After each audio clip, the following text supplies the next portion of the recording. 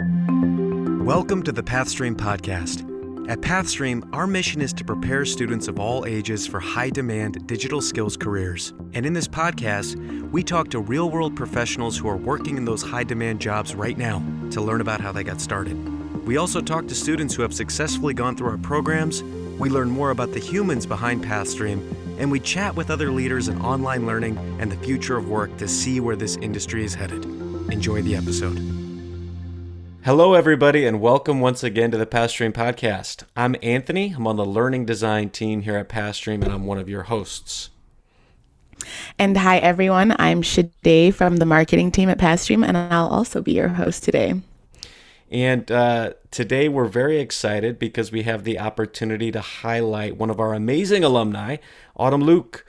Autumn completed the Facebook Digital Marketing Certificate, and today we're going to chat about her experience with the program, her strategies for success, and how she's been applying what she's learned to her professional life. Autumn, thank you so much for joining us today. Thank you for having me. This is such a wonderful opportunity. Yeah, and we just did a little brief intro for you, but I'm wondering if you can just kind of introduce yourself to our listeners in your own words, and maybe within that you can tell us kind of what your passions are. Sure. So, hi, my name is Autumn Luke. I am a remote content marketer specializing in organic lead generation and podcast and video production. I'm passionate about helping people. I've changed being a people's person into bringing value to people. So that's a little bit about me. That's awesome. And when you say bringing value, can we dig into that? Can you tell us a little bit more about how you do that or what that means?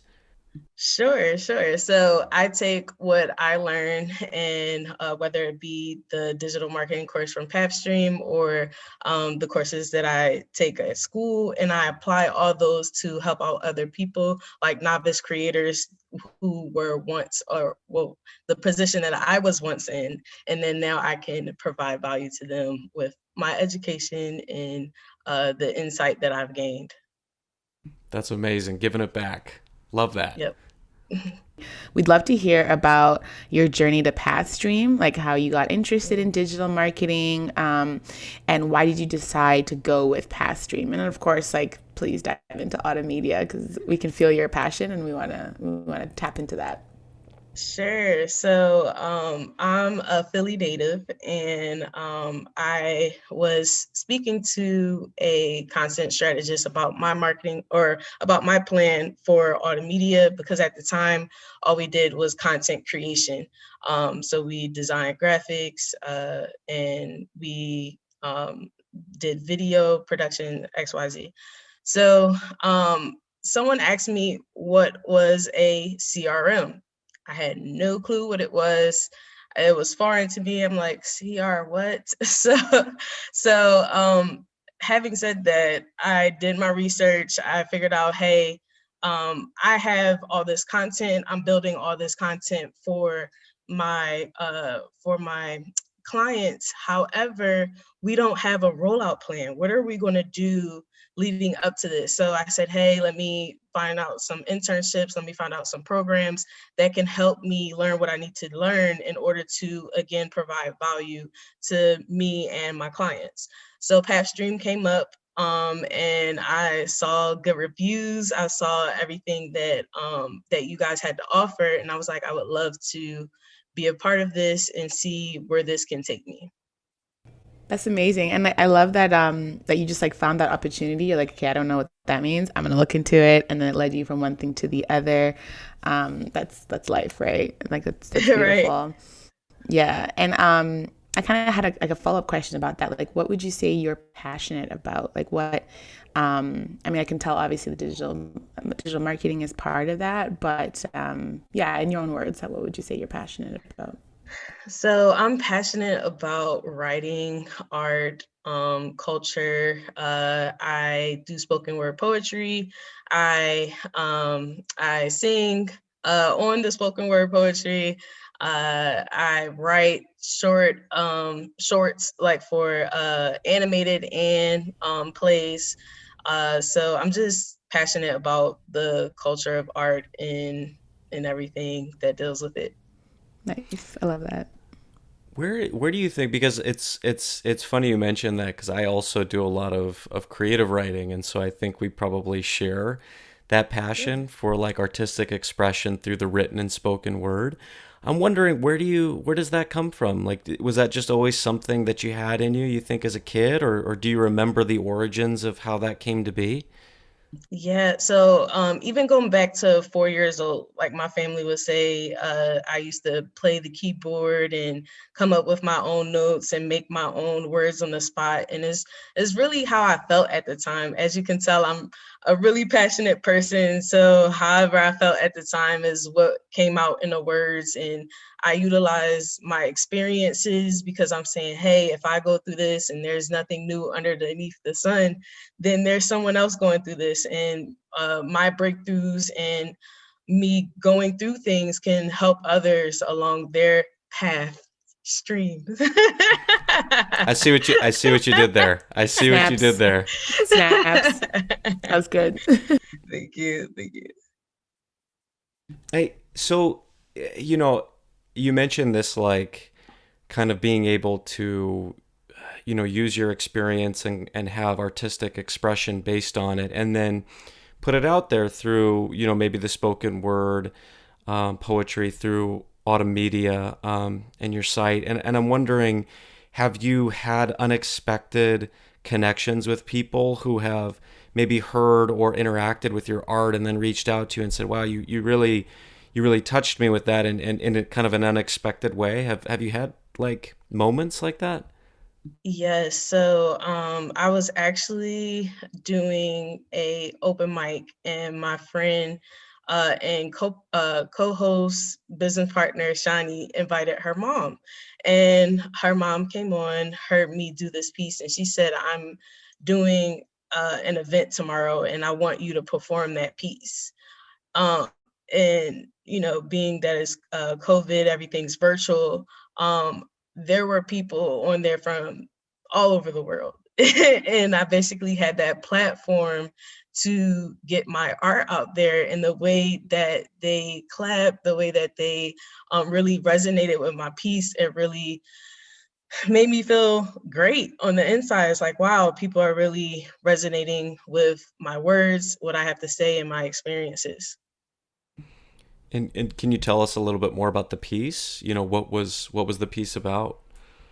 Yeah, so the piece is called Golgotha, and Golgotha in the Bible is the place of the skull.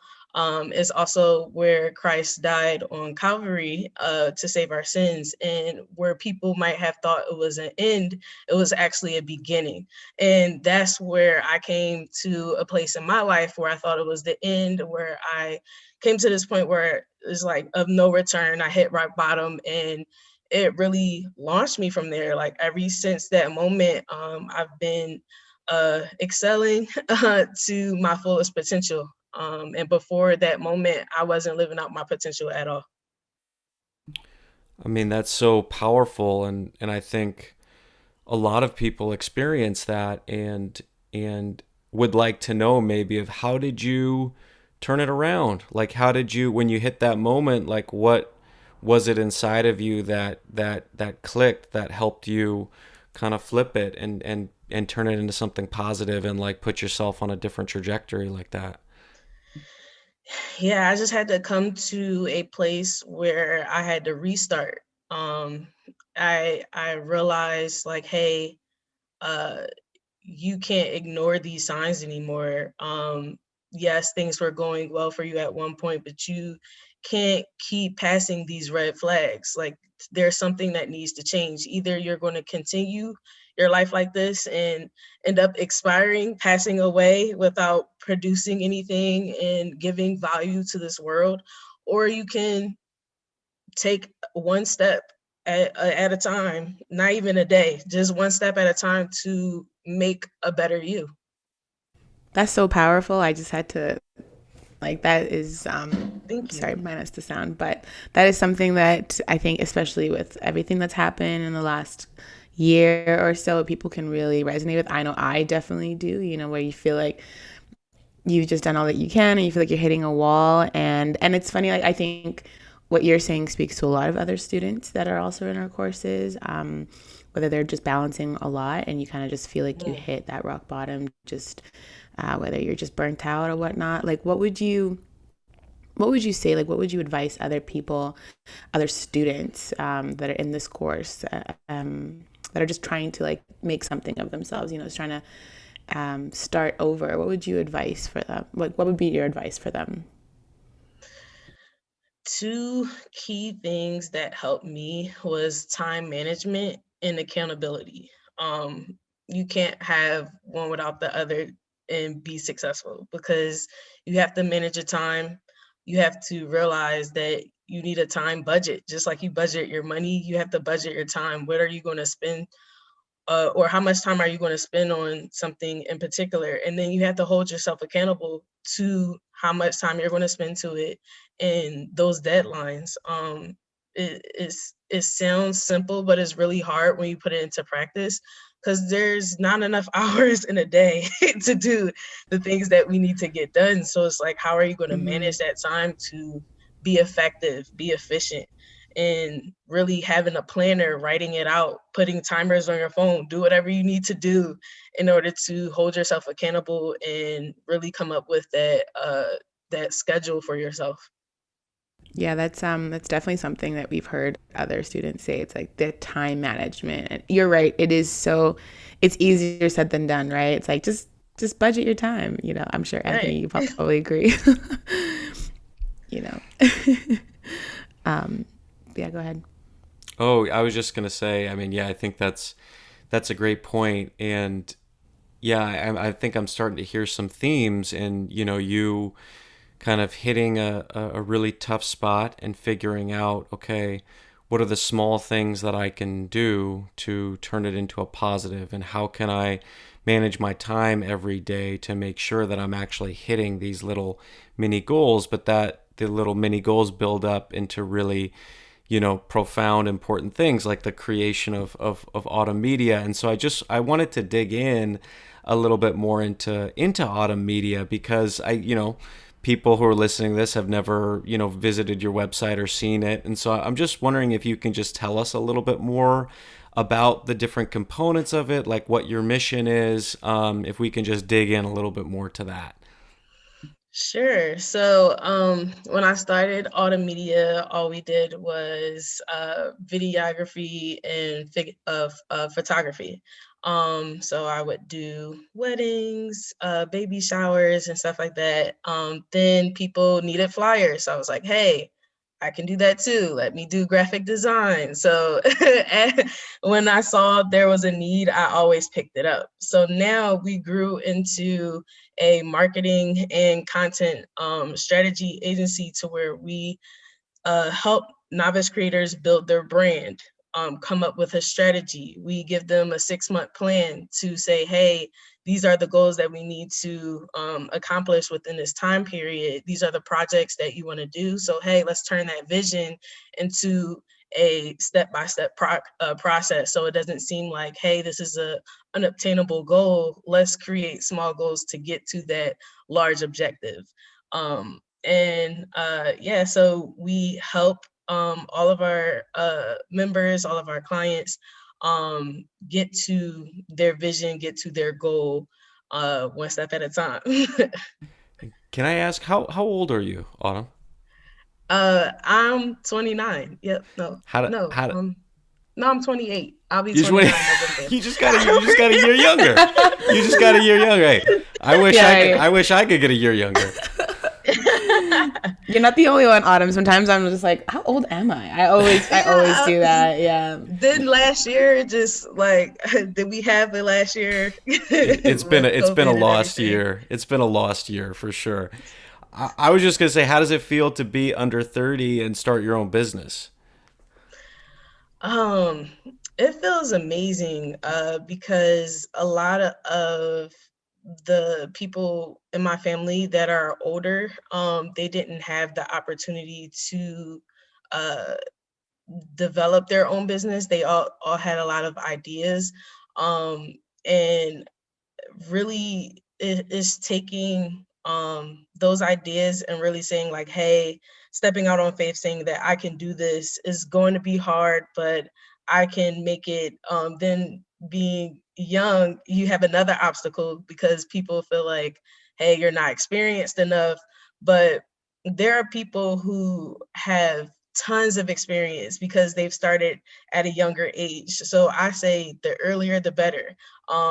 Being under 30 and starting a business may be challenging, it may be hard, but it's all going to pay off because time always tells. Like if you keep keep the plan and stay the course, you'll make it there. And it's really all about gradual growth, as you said, or as you were hitting to earlier. Is really the small steps and you really grow. So the age portion, being under 30, whether you're under 30 or above 30, you can start at any time. And that's what I try to tell to the older generation and the younger generation, because it's like, hey, if you're, because we have CEOs that are like teenagers, and like, and when they get my age, they would have already had decades of experience. Yeah, So it's so like, true. yeah, so it's like you can start a business because we all can provide value to the world. That's our jobs, to be stewards of the earth and helping each other, building communities. So it just feels great to be a part of the people who are um, moving the world forward, as I say. That's a beautiful sentiment, and it's so well said. I could not Agreed. agree. Yeah, I could not Thank agree you. more. I just wanted to one more follow up to that, as I was curious, if do you remember, were there, specific things that you learned in the digital marketing certificate at Pathstream that you were able to apply to your business and that you found to be particularly helpful? Simple answer, everything. More detailed answer, yes. So building personas, segmentation, all the thing, KPIs, OKRs, like things that you need to have the rollout, because you have all this great content, but how are you getting it out to people? At first I was so shy of the marketing word because a lot of it comes with negative like, yeah. So with that, you kind of think like that stigma, you're like, well, I don't want to be a marketer, I don't want to push things on people. But when you're actually giving people what they actually want and helping them reach that, because I have a product, I have all this content, people can benefit from this content, so how can I get it to them? And Pathstream helped me with that process of not only having a great strategy, but having a great marketing plan beyond the product or having that result. Now, what are you going to do with it? And having that a part of the initial plan makes it like 100% success. Like the strategies that I've learned on Pathstream has helped me better help my clients. Like it's amazing. Like everything that I learned in Pathstream, I am able to apply. I think I really like what you said about the fear of marketing at first. And then eventually you're like, actually, if I'm just giving people what they want, then I don't have to worry about being up in their face. And that is so Right. true, right? People think like, oh, like I have a product, but I'm not going to tell anyone about it. I just don't want to shove it in, but you have to. And I think there's, it's nice to see that you, through past stream courses and just like learning and even just like going out and finding out what you don't know about, you've now learned how to like wrap your product in a way that you can deliver and find your right audience, like the segmentation. I think those are all brilliant ways of reaching the right target market with a product that they want. It's like it's gold, Right. right? Yeah. Yeah, yeah. And And like then now I had you a don't oh, feel, go ahead. oh, and I'll say you don't feel that you're being pushy anymore because you're giving people what they want instead of just pushing it out, just trying to spray at targets. You're hitting Right, a certain target on the head, and that's what Pathstream has allowed me to do. right. I love that. Sade, since, given Sade's also been in marketing for a long time, I'm wondering, how did you, like, did you experience those same kind of inhibitions when you first started in marketing? And like, how did you kind of overcome that feeling yourself? It's similar to like Autumn, what you just said is like finding once you know that it's okay to be this marketer, it's okay to market your product, right? You don't have to shy away and think like, oh, I don't want to be one of those people where you see my ads and like I don't want to post so many times in a day or like, all like, right? See, I saw that face squinch. It's like, oh God, I posted yesterday and now I'm posting today. Saturation.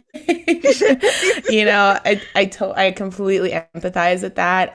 But I think that there's a lot of people out there that are marketing that have content where like content is like the new oil of today's world. You know what I mean? And I think that finding the right people, right? So Autumn, I'm guessing you probably, after you started this, you have this community where it's like, and it doesn't matter how many people there are. It's like those people are your ride or die.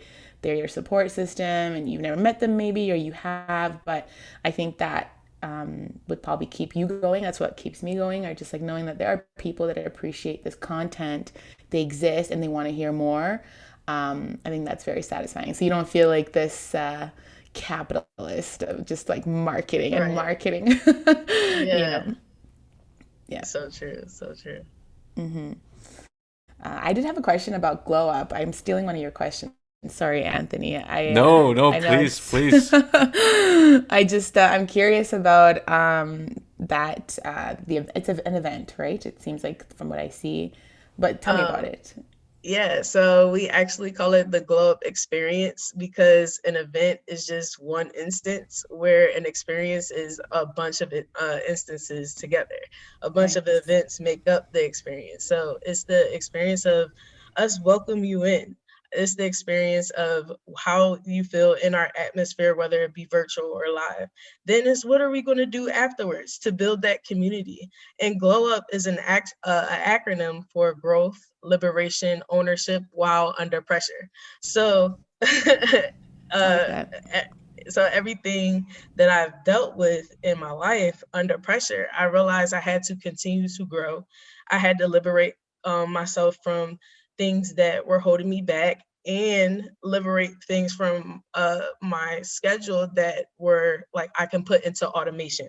Because like a lot of people think like liberation is about letting go or discarding things or something like that. But sometimes you can liberate yourself by adding something on. So I added automation. Now it saves me time. And then ownership, just being able to just have that owned media, because a lot of people don't realize they have a lot inside of them.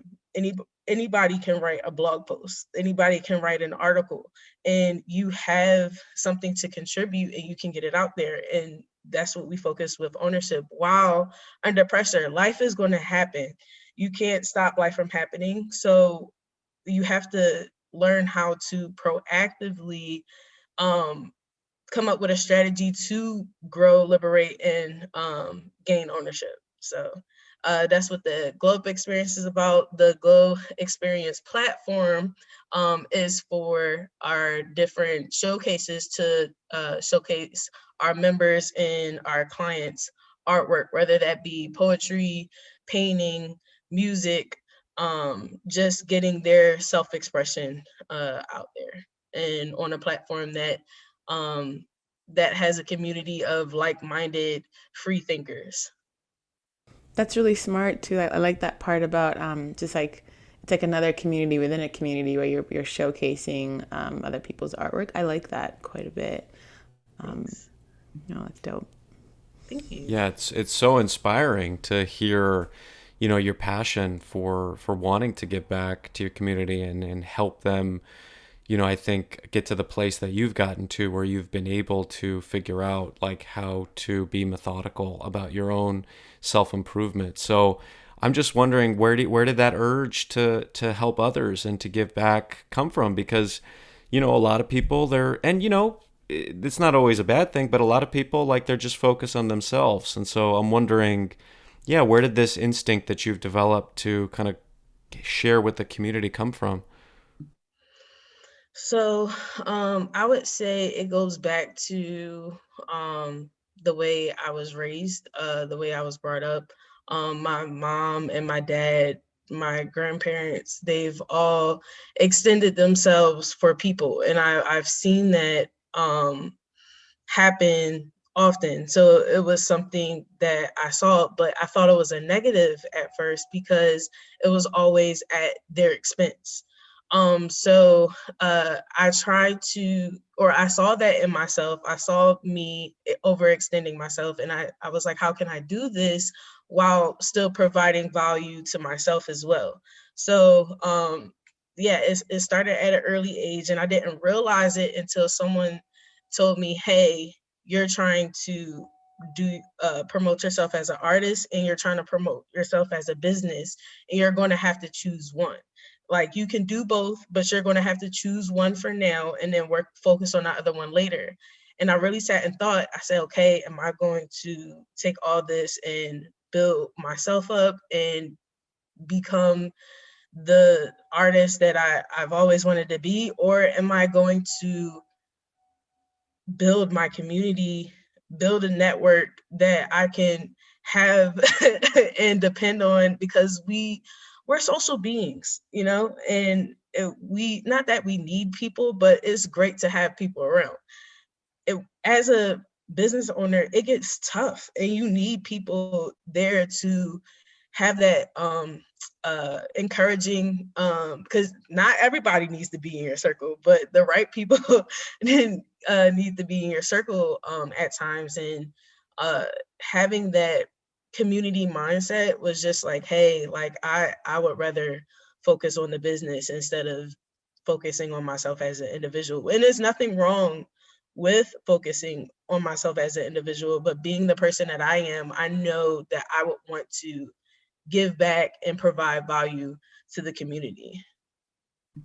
I think that's an amazing, again, another amazing articulation. And we hear that a lot. That's another theme that we hear of, like, the students who are the most successful, they really know the community that they're working for and that they are striving to benefit. And I think that when we can see ourselves as a part of something larger, it can really send our energy, our inspiration, our motivation through the roof. And just personally speaking, I think the times where I've been the most self-centered, because that's just inevitable. Like, sometimes, like in life, we get to those self-centered places, and those have been the times where I've felt kind of the least inspired and the most depressed, and like it's been the hardest to like actually continue on and feel energized every day. But when I feel like, So true.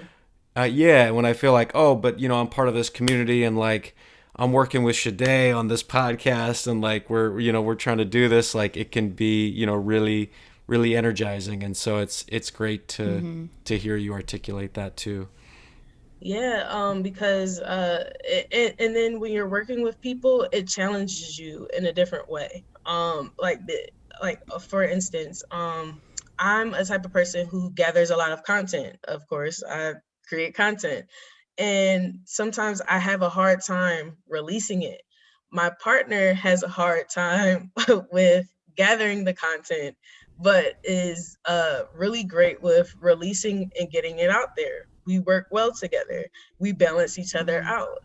And then it's like, because I'm working on my business doesn't mean that I just throw myself on the back burner and I don't do anything for myself. That comes back into time management, because I have to spend time focusing on my personal goals outside of the organization or the brand of Autumedia. So like, I still write, I still do things like that in order to still do the things for myself and others. So like, it goes back to others extending themselves and not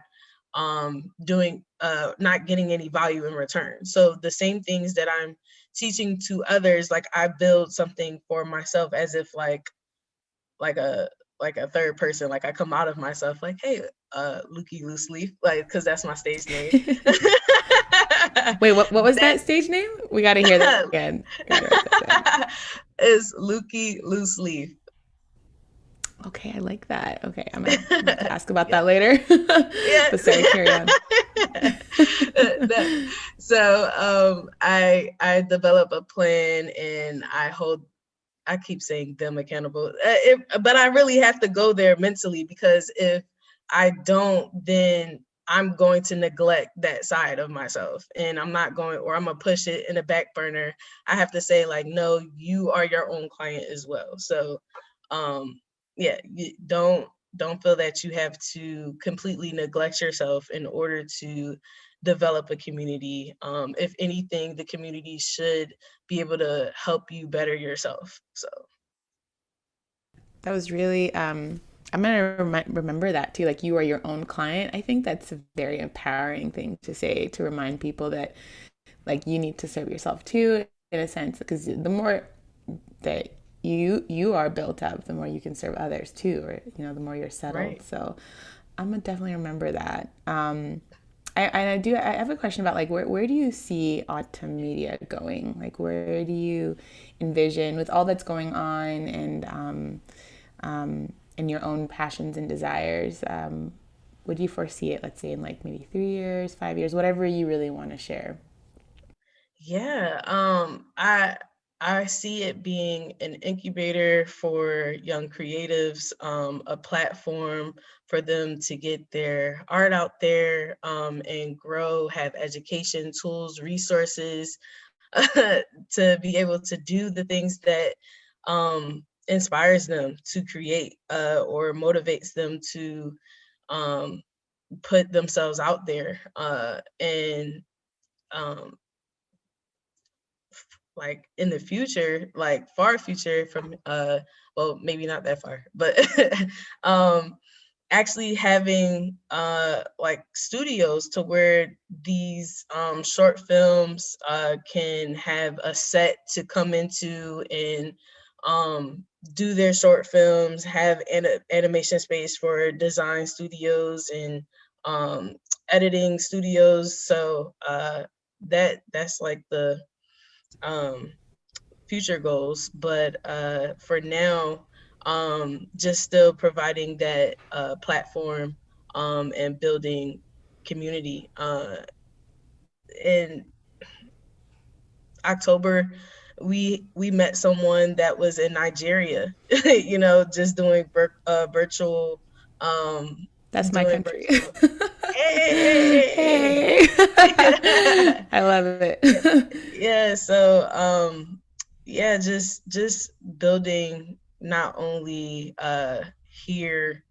I'm actually located in Mississippi right now, so not just building a community here, but going outside our borders, overseas, to have just people express themselves and people able to get their content out to the world. So It sounds like a very international reach, which I really like. And I think, trying obviously, the world being more digital, trying to, yeah. But and then that's the thing, as you try to, you'll get there, in a different regard. But it's very inspiring. I don't know if you wanted to add something. Sorry, Anthony. I think I saw you trying to say something. No, okay.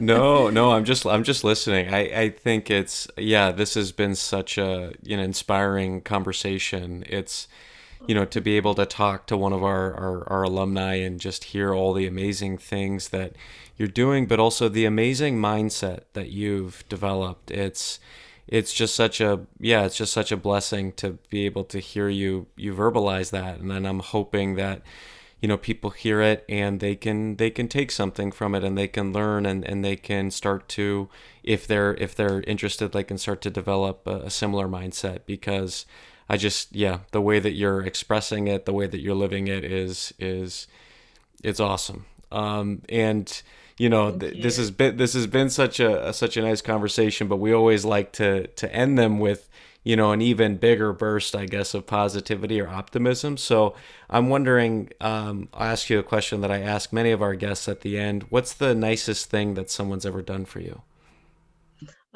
The nicest thing someone's ever done for me was very simple, very small, pay for my meal. So I was in the drive-through, and I pulled up ready to pay, and they said the person in front of you took care of your meal. And the reason why this is the nicest is because it wasn't someone that knew me that's trying to do something nice for me. They don't know me from a can of paint. They won't benefit from this at all, but they paid for my meal. And I decided to then pay for the next person's meal. And I don't know what happened after that, but hopefully it inspired people to just keep going. And, so I figured that was the nicest thing. The first time it happened to me, I thought it was amazing. And I was like, let's keep going. Was it during like a particular time in your life where that random act of kindness was especially meaningful, or was there something else like underlying it, like at that particular moment, why it impacted you the way it did? Yeah, I was a broke college student, so that really helped out at that moment, because it was like, hey, this might be my last swipe. but yeah, it was just like, wow, like they really don't know me from a can of paint, won't benefit from this, and they did such a nice gesture to pay for my meal. It's I'm such gonna a pay great. for someone's meal. Oh yeah, gosh. Oh, no, I was gonna say I'm gonna pay for someone's meal now. Like that's all I'm thinking about.